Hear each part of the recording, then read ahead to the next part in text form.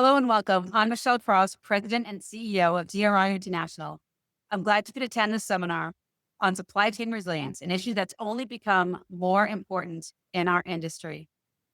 Today, we're going to be discussing the current state of supply chain with two experts in the field. Marco Felsberger, Head of Module Risk and Resilience at the University of Applied Science in Vienna, Austria, and Dr. Samuel Gorham, Associate Professor at the University of the Cumberlands in Williamsburg, Kentucky.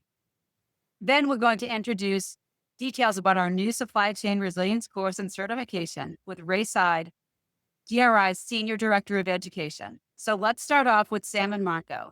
Could you provide a brief introduction and your respective backgrounds and experience on the subject?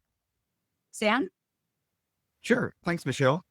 My name's Sam Gorham, and I'm very passionate about this subject. I have been in many different industries where I have actually led and worked with supply chain and operational efforts in leadership roles and in tactical roles, to be honest with you. And in my experience over 30 years, I've actually taken that and began teaching. I love to teach students and others how to embrace these concepts and ideas so that they can then leverage this in their daily life. So with that said, lots of experience, love giving it back so that others can take the baton and be successful in the future. Thank you. Marco, how about you? Yeah, hi, thanks. My name is Marco Felsberger. Yeah, I'm based here in Austria, in Vienna, and I've been working in the industry for the past roughly 20 years, mostly focusing on risk and resilience in all shapes and forms. The last 10 years of my professional career, I was working in supply chain risk and resilience management for a big logistics corporation, as well as for AI startup scale up in regards to how to automate risk and resilience in supply chains and how to get an edge there. So that's basically what my professional life is evolving around. Next to that, I'm part-time lecturer and head of module for risk and resilience management at the University of Applied Science in Austria. And similar as Sam, I would say I love teaching. I love putting those concepts we tested in practice together and then, teach it to the next generation, I would say, so that we all can work on getting a more resilient world and more resilient supply chains at the end. Thank you. And thank you both so much for being here with us today. Really appreciate it. So let's get right into the webinar content. Marco, how do you define supply chain resilience today? How has that changed? And what factors contributed to that change? Yeah, the definition or defining supply chain resilience or resilience in itself is, there's often this definition called a system that is able to absorb shocks and bounce back from them in a certain extent to react on a disturbance, so to speak, on a perturbation. But that's basically also what we see and what we do in supply chain resilience. So the world is changing. There is a lot going on, not only, very visible during the last 5 to 6 years, but also before. And that's also the big paradigm shift we have seen in the industry. Because before that, for the past 20, 30 years almost, you could say that supply chains were designed more or less by CFOs. So it was very cost driven.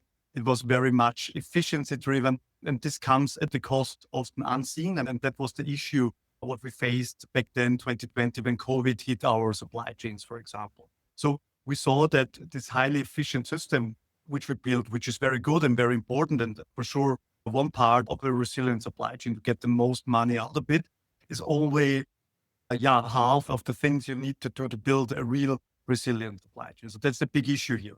And when COVID hit, and then the following crisis with the Ukraine war, with the Suez Canal disruption, with the Bab el-Mandab Strait disruption, and now the Iranian war and the disruption of Strait of Hormuz, we have seen that all these dependencies we have built and all these single point of failures, which work quite fine for a certain time, are collapsing. And now we see suddenly how much our supply chains are interdependent. We have known it for quite some time, but it's very hard to pinpoint where they will break before they break. And that's what we see currently.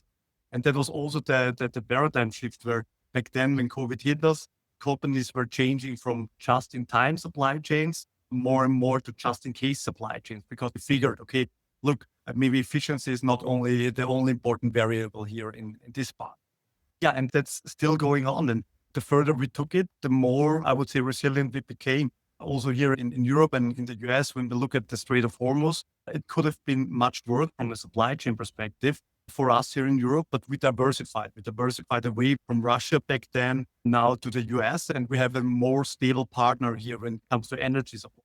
And this is all part of the changing supply chains. And now the most important part is to do not forget those lessons. So if calmer times are coming, which we all hope for, that we do not reverse it, but keep in mind that resilience needs both sides, efficiency and redundancy or diversification, whatever you're looking at. So that's the main change I've seen over the last years and what we should focus on when we build resilience going further into the future. Sam, do you have anything you'd like to add to that? Sure. Yes. Thanks, Michelle. To piggyback on what Marco was mentioning, when I think of the traditional definition of supply chain resiliency, I think of recovery, right? How does an organization recover from a disruption? But I think in the future, we have new parts to help us with our recovery effort, things like AI, tools that can allow us to be predictive. And I think that evolution is going to transform this supply chain resiliency concept moving forward. It's not going to be overnight, right? I think all of us use and those, tools like that in our daily lives, let's say. But when it comes to organizations and operation, supply chain resiliency, I think it's going to become more mainstream, which is going to allow us to be quicker at response. When disruptions happen, we can be quicker at resolving issues. We can predict potentially when issues may occur, whether it's inventory related, transportation, things like that. And then when I think, why is the definition of supply chain resiliency changing? Marco alluded to this a second ago, but the pandemic definitely showed us where organizations are vulnerable. A lot of times organizations have a single source of failure, let's say. Maybe it was overseas. If we're in the United States, the supply chain shut down, which means we couldn't get the inventory during the pandemic. Shelves were barren, et cetera, et cetera. So the pandemic showed us that, okay, we need to be thinking differently. Potentially we have more than one supplier, right? We don't put all of our eggs in one basket. And I think organizations are diversifying there. I think another thing, and Marco did allude to this, is that geopolitical instability throughout the world's changing, right? Whether it be civil unrest, et cetera, but that impacts organizations' ability to be resilient. And I think another key point as to why the definition's morphing is because we're so technology centric these days. I mentioned AI earlier, but cybersecurity threats, right? When we think about the digital supply chain, that's where we're headed. Historically, we thought about the physical supply chain, but when we think about the digital supply chain, that introduces cybersecurity threats. I don't know about y'all. I see where my data's been compromised in all parts of life. The same thing could happen when we talk about supply chains. Cybersecurity, while AI is great, all these predictive tools are awesome, organizations need to be mindful on how to protect against being infiltrated, et cetera. And then one other reason that I think we're morphing from a definition perspective is climate change. It's often assumed, right? But throughout the world that we live in, there are wild things happening every day. Earthquakes around the world. I believe recently there were 4 or 5 earthquakes in one day throughout the world. That has a tendency to impact supply chains and the resiliency aspect of that. And to add all this together, why is this changing? We as consumers really expect a lot, right? We expect things to come faster. And when I say come faster, we want the supply chain to be more efficient, right? To get us the products in whatever capacity that we want at the snap of your fingers. And another thing that's adding complexity is the interconnected, and Marco alluded to this of all the suppliers, the distributors, the manufacturers, everyone's more connected. And that's not always easy to connect those dots. So with all that said, I do believe, Michelle, that we're evolving from a supply chain resiliency standpoint, from a definition perspective, as well as how we're going to do this, because the world we live in is changing faster than I can even talk. So those are my 2 cents.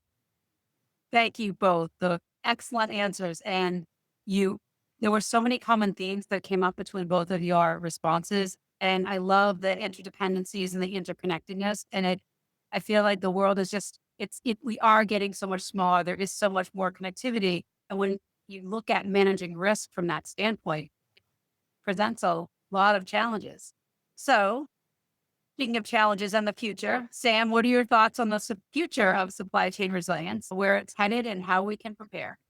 Oh, great question. I think when I think of the future, I think of testing different scenarios out. In the supply chain world, we talk about twin towers. And conceptually speaking, or bring it down to the practical level, if you think about a new pilot that's trying to fly a plane, you don't put them in the cockpit to fly around. You first put them in a simulator. Likewise, I think organizations, it's going to become better, more cost prohibitive in favor from a cost perspective to have a simulator and simulate disruptions and the impacts to the overall supply chain. Today, organizations are more reactive when it comes to being able to be resilient. But I think in the future, these redundant systems that are not in production, let's say, are going to allow organizations to really say, if this happens, then this could happen, and we should plan for those situations. So on top of that, though, there are a couple other things that come to my mind, Michelle, when it comes to the future. Typically, I mentioned this in the historical aspect, things are more reactive, right?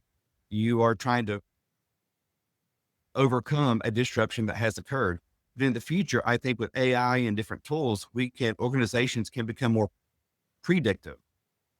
Things are more networked as opposed to the old linear side as well, which is great. I do think also, to a third point, that AI is going to make more decisions than ever before, and operations managers or leaders will accept or not accept those decisions, as opposed to getting your pen and paper out, maybe an Excel spreadsheet, and going through the process. I think the technology is going to allow us to be much more responsive around decision making. A couple other things, when we think about supply chain and operations and things of that nature, we do a lot of planning. You're trying to plan for a successful future. So historically, it was a lot of static planning, onesie, twosie planning. But in the future, I think with technology and the tools available, the dynamic planning is going to be even more used across organizations than ever before. And as I alluded to earlier, the pandemic showed us that if you can't always rely on a single source supplier, potentially you need multiple suppliers and not in one location. Maybe you're going to geographically disperse them. So I think organizations are going to work smarter, even though it could be a little bit more cost to having more suppliers to reduce risk. That may be the way of the future. So those are my initial thoughts, Michelle, on where the future may lead us. Thank you so much. And before we get to Marco on that same question, I have one question. Could you expand a little bit on dynamic planning? It's a really interesting topic. Sure. So in supply chain, there is the traditional, you've got your supplier, the manufacturer, the distributor, the retailer, and the customer. Depending on what's going on in the world, maybe there's a holiday, like in December, there could be a holiday season where the demand for certain products goes up. Predictive AI can help us based on history. It can crunch those numbers quickly and provide us what those demand forecasts could look like. And then if there's a shift in a certain area of, let's say, a country, that dynamic planning can adjust on the fly. So you don't have to go into the spreadsheet, recalculate by simply pushing a button. I'm kind of simplifying it. It'll reforecast dynamically all the inventory levels, all those different nuts and bolts that are needed to run an effective supply chain. Thank you. Appreciate that. Sure. Marco, what are your thoughts? The future of supply chain resilience, where it's headed, and how we can prepare. Yeah, thanks. Yeah, I think Sam was spot on and touched on the most important themes for the years to come. I also think that AI will be a game changer in that area as well. Why? Because when we look at the stress tests Sam has touched on with the dynamic planning and looking, okay, where's the potential for failure within my supply chain? You can also look not only on the direct suppliers, but on the level below and even one further level below, like on the tier 2 and tier 3 suppliers, where a lot of the disruptions are looming and companies didn't even realize until it's their time to know, like the supplier at tier 3 level is disrupted, and for weeks there is no information about that, and that's changing constantly with AI. So you get much easier data out of the huge amount of customs data, or whatever it is. So this is, of course, something companies will have to focus on. That's the one part. The other part is that you get much more granular risk profiles in the future. So you currently very often about financial health of a supplier, but you can also look from many different angles on the supplier. Okay, are they in an earthquake region? Are they at a high risk for flooding event, and so on and so forth? And based on that information and that knowledge, you can get quite easily now. You can create custom-made, tailor-made business continuity plans then at the end. Because why bothering a supplier with an earthquake plan instead of a flooding plan if they're in a flooding area? Like, that's the way we need to, or we can now start thinking about those kinds of risks, and all the way to calculating at the end time to recovery and time to survive metrics. Those numbers we can then really stress test. Like, okay, if this supplier is not delivering anymore, if they stop their supply now, how long would we survive, and what would happen after that? And that's with if we incorporate that with the dynamic planning that business anyway does, or will soon do. That holds a lot of potential for resilience planning, because we can demonstrate real value there to the business as well, not only, okay, billion, 100 spreadsheets, and maybe we will find them if a disruption hits or so. That's the future of supply chain risk and resilience management in my perspective. And I think it's exciting times coming with a lot of risks as well. So there will always be a trade-off, of course, but I think it will take our profession to the next level, in my opinion. Thank you. Thank you both very much. So we'll get to some questions provided by the audience during registration in a bit. But first, we have Ray Seid, DRI's Senior Director of Education. He's been working with our subject matter expert, Sam and Marco, to develop a course that's timely and depth and will provide a path to certification for resilience professionals. So Ray, can you start by telling us how this course was conceived and where it is today and what we can expect? Absolutely. Thanks, Michelle. Appreciate that. And thank you, Marco and Sam, for all of the great answers here. So the course came out of a gap we kept seeing in the industry. We want to continue to drive the market of resiliency training by providing training to ensure that we're responding versus reacting in a common, efficient manner. So business continuity professionals were being asked to manage supply chain risks, but they didn't have purpose-built tools to do so. Procurement teams were doing risk scoring at onboarding, and they were just never looking at it again. So we built this course to give both sides a structured, repeatable program grounded in what works in resilience, but designed specifically for supply chain. So what the DRI supply chain resilience course entails, it's 9 lessons in 2 phases, aligned to the DRI professional practices for business continuity management. So the first 5 lessons build the foundation, takes you from understanding the supply chain landscape through vendor questionnaires, risk assessments, impact analysis, strategy design, and into disruption to overall response. The next 4 lessons that we have fall under the umbrella labeled operationalize and sustain. So we're making sure that it sticks. The continuity plan, training, exercises, communications, and external coordination. Every lesson builds on the one before it. So it's built with workbooks, Excel versions, so students will be able to leverage them immediately. So you're not just listening to lectures, you're building deliverables as you go. So by the end of the 9 lessons, you've completed a supplier risk assessment, a supplier resiliency map, a business impact analysis for your supply chain overall. You have documented strategies and a continuity plan, and you even learn how to conduct a tabletop exercise based on those data points. We have case studies that are real: Nokia and Ericsson, SolarWinds, CrowdStrike, and Apple. So you're applying concepts to situations that actually happened. What people get out overall, students are going to leave with a program you can implement, not just knowledge, but artifacts. We include a supply chain resilience participant guide for every lesson, similar to all of our other courseware. The workbook outputs are designed to be taken back to your organizations and used. So whether you're starting a supply chain resilience program from scratch or strengthening one that already exists, you walk out with the framework and documentation to do it. And let's not forget the certification. After completing the course, students are eligible to sit for the supply chain resilience exam. That leads to either the CSCRP, the Certified Supply Chain Resilience Professional, or the Associate SCRP, depending on your experience. It's a DRI international credential, same vigor as the certifications many of you already hold. So I'm super excited for this course. Back to you, Michelle. Thanks, Ray. I'm actually very excited for the course as well. I love supply chain. I think it's part of the future for resilience, and really can't wait to see the awesome class that DRI puts out. So we're going to include the webinar with some questions provided during registration. I know there'll be more questions coming into the chat, and if we can't get to them today, we'll be sure to address them in a future post in our Drive e-newsletter. So these questions are both open to Sam and Marco. And Ray, if you feel you want to respond, please add your 2 cents as well. So the first question we have is, what's the most overlooked risk in supply chain today?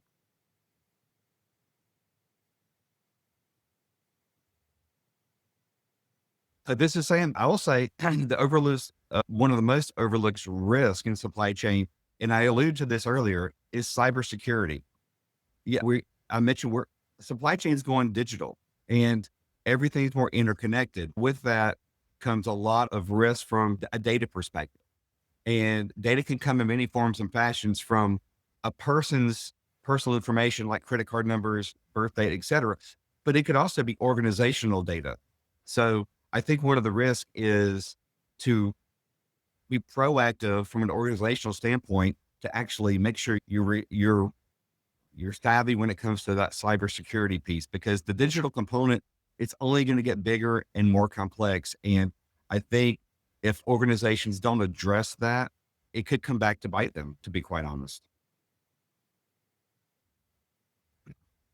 If I may add, because that's for sure a very important risk. Another one I've seen over the years is like the concentration risk below the direct suppliers, because that's another big pain point for companies when they think they are diversified, but at the end, everything is going at tier 3 level to the same country, to the same supplier, maybe even, and then without any notice, the whole supply chain collapses because there is a very specific photo resin in Japan only provided by one company, and such things. So but you need to combine it with cybersecurity thinking and all the other stuff to get a better feeling for the exposure you're facing in your supply chain.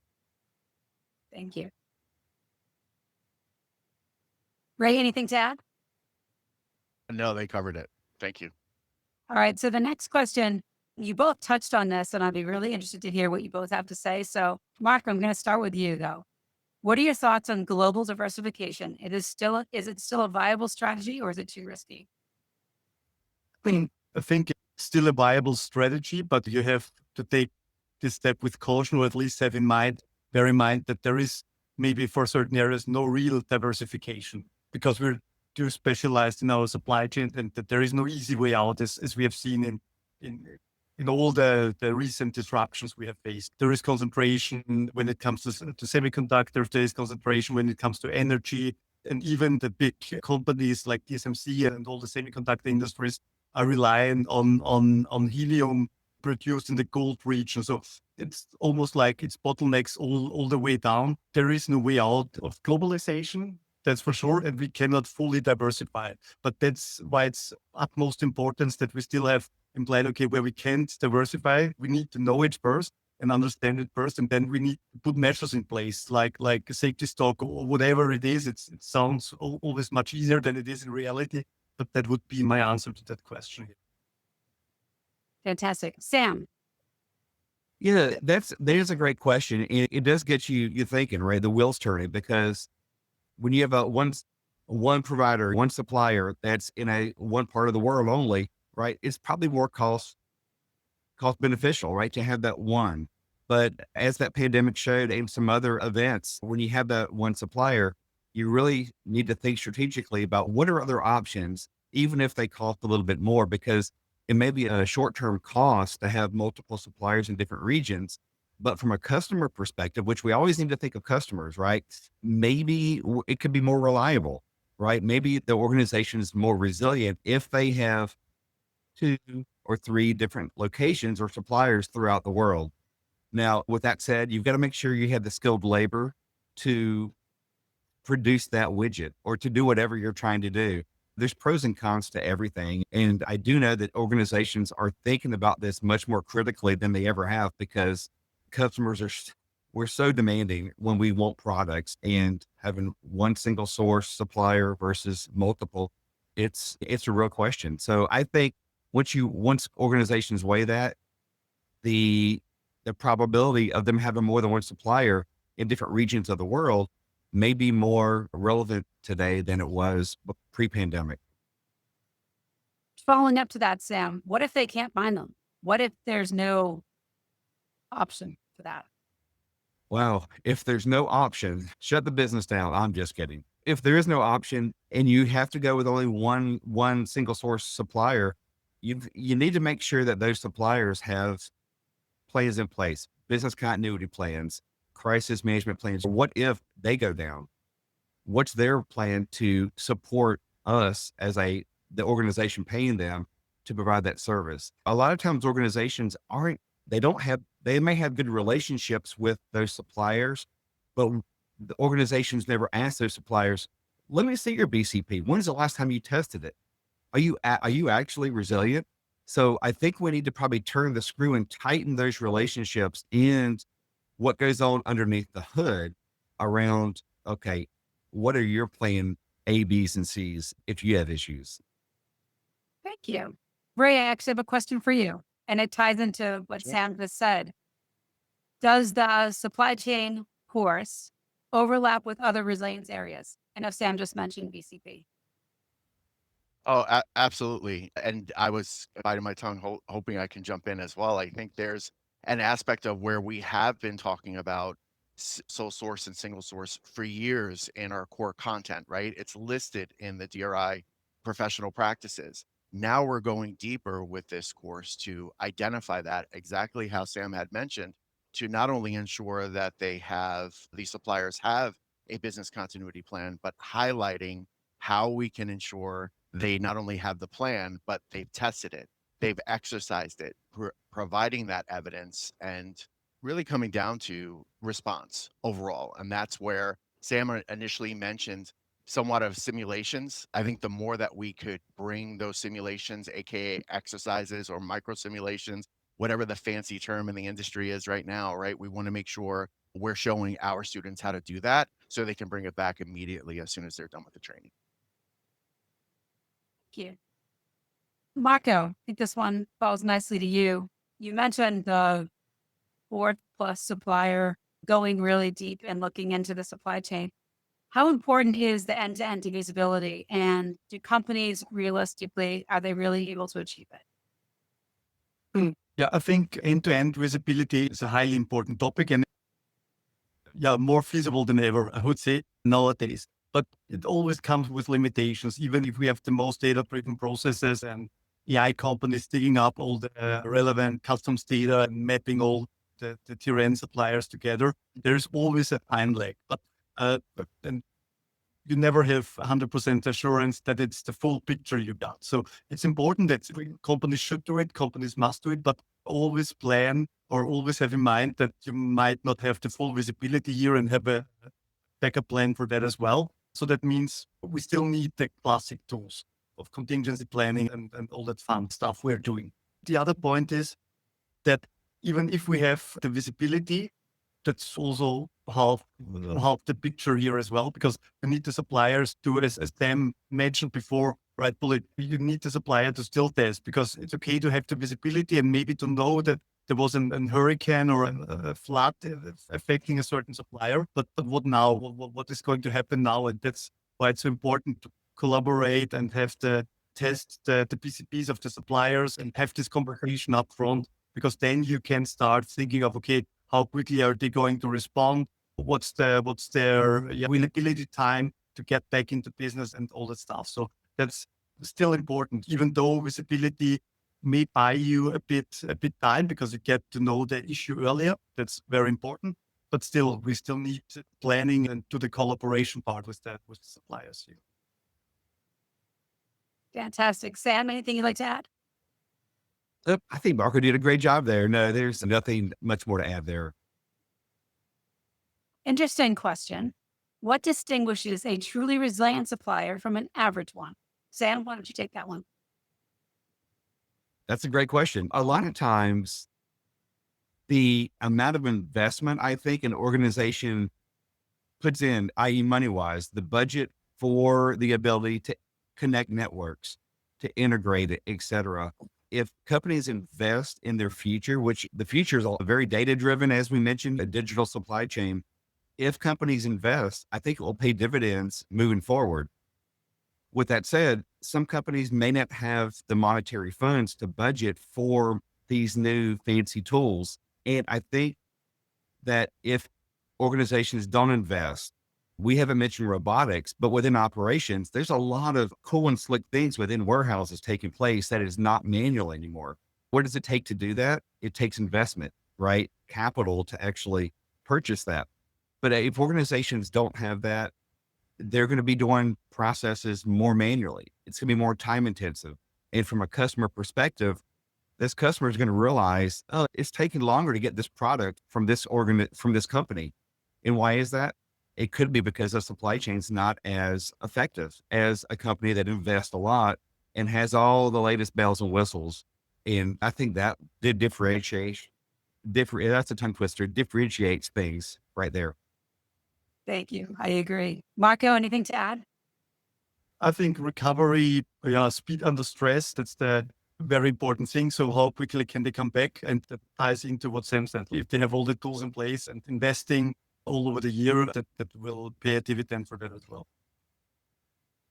Thank you. Ray, another one for you. Can you tell us more about that supply chain certification and why this should be a priority for the resilience community? And thank you for the question, Michelle.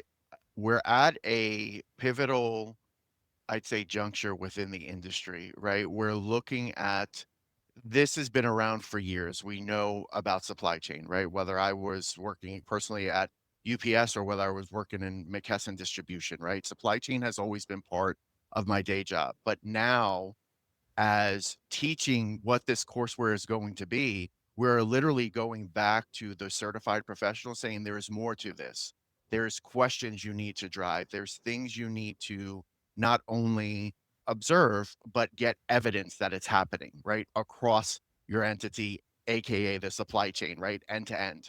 So that is happening throughout each module where we're building one on the other to get to that point. So I'm really excited to see, as a practitioner, that DRI's driving this aspect of resiliency in the industry, and really excited that we have the experts that are not only on this webinar, but several other contributors, I won't mention names, maybe on the call, but that definitely had input into not only the physicality, but the digital aspect, going back to what's been mentioned here.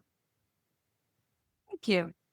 We're getting close to time, so we'll have a few more questions. This one's a really interesting one. So we mentioned the digital supply chain, moving away from physical into digital. How do you see automation changing supply chains over the next 5 to 10 years?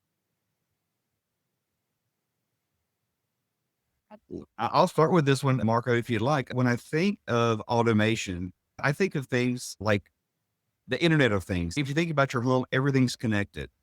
When you think about the supply chain, things are also connected, and there are all kinds of devices and tools that can now talk to each other. And that is creating a more efficient, a more transparent supply chain, for lack of a better word. We already know that we can track GPS, right? We can track things coming to our house. That's great. That's a piece of automation. But I alluded to robotics, right? A lot of manual processes within the operational world that even includes putting things onto trucks, right? Robotics is going to be a part of automation. And again, those robotic pieces, much like the Internet of Things, those devices talk to each other. And that creates that machine learning that allows the supply chain to be more resilient. to be more predictive about what may happen, what could be lagging within the supply chain, right? Where you could have gaps and vulnerabilities. Ugh, it's another tongue twister. The automation's big, right? And I think your ERPs, your WMSs, your TMSs help with that.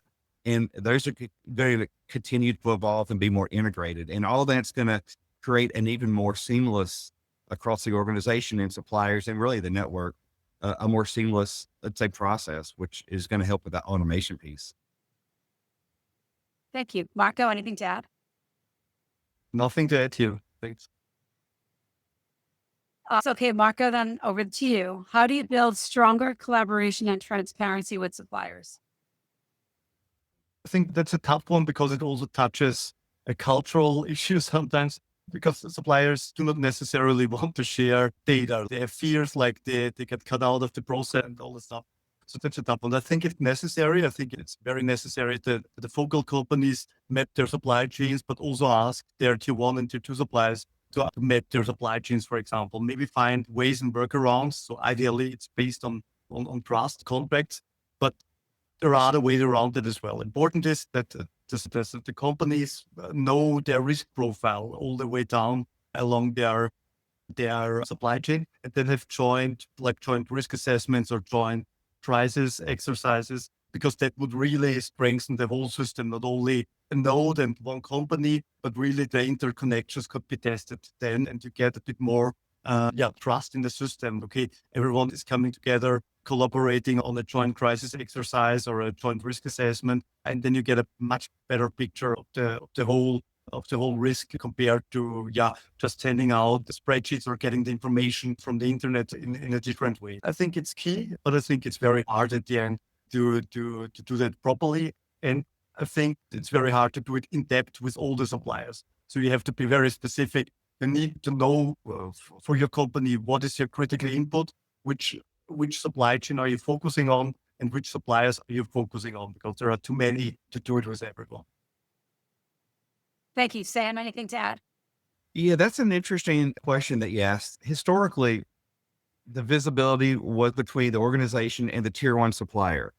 That was pretty much what it was. And if there was a tier 2 or tier 3 supplier, it may have been you fax a piece of information or you sent an email with a spreadsheet.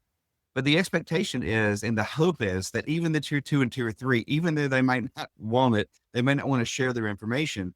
It's almost a must-have nowadays in the world that we live in. And I think that organizations, as they build their supply chain network, it's almost, they need to agree that those suppliers will share certain pieces of data for that visibility component. Because if you don't have the tier 3 information, for example, and there's an issue with that supplier, then it's going to have a ripple effect to tier 2, to tier 1, to the operation. So I think and hope organizations would work with their suppliers to get that. And if not, maybe they shouldn't be a tier 3 supplier for that organization, right? And you know what's interesting, as a side note, we talked about, Marco mentioned the risk profile. I actually went on an AI tool. It asked for a secondary supplier for an organization, and I asked, put in a risk profile, and it provided 3 or 4 options.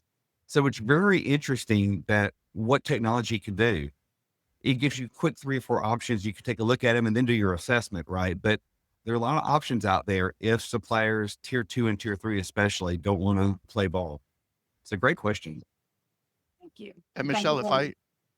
if I could as well, I think one of the main things that seems to be happening as Marco was answering, my mind is always fixated on the crawl, walk, run, right? The maturity of a program. And I love to always say to students, it's all about relationship business continuity. And you want to have these, how are you having relationships with tens of thousands of these suppliers? It is about that orchestration, right? And we are the conductor still. And even though we're not responsible technically for the piano, whoever owns the subject matter expert who plays the piano is responsible for everything to make the beautiful sound that it makes for the orchestra. If there's something supporting that piano that's going to prevent us from getting the sound overall from it that we need to have this beautiful orchestra sound, again, we have to figure that out. So the relationship, I think, also depends on the maturity. And that is some of the basics that we're going through, not only from the professional practices, but as part of supply chain resilience, understanding that, being aware of it, and how do we mature in short order. Thank you. Thanks for adding that on. Okay, last question. What data is most critical for making better supply chain decisions?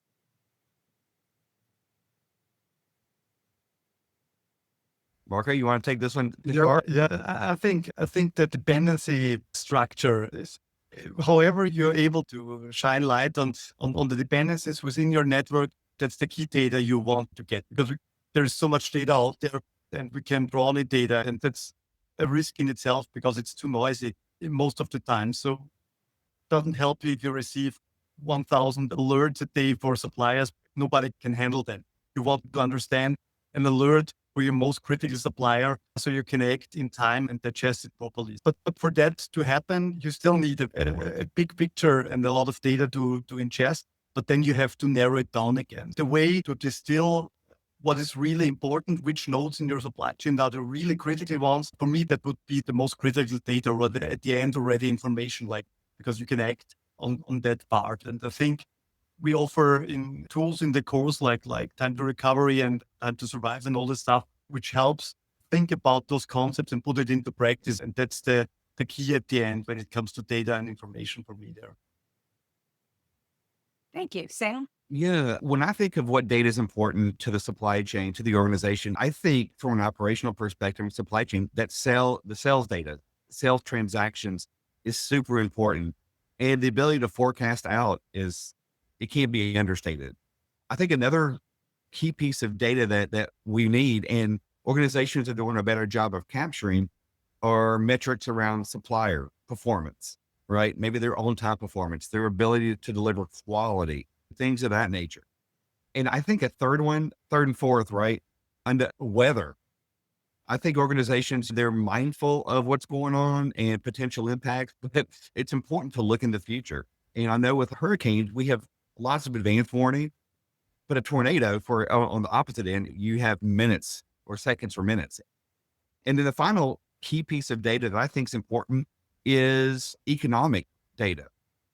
And when you think about the world that we live in, the economies change, and economies alter supply and demand forecasts, et cetera, which goes back to the sales piece.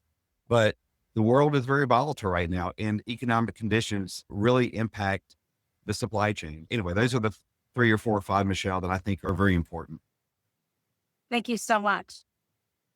So I think we're pretty much at time. So Marco, Sam, Ray, thank you so much for your time today and your very thoughtful answers. Any questions from the audience that we didn't get to, we'll certainly address them in the future.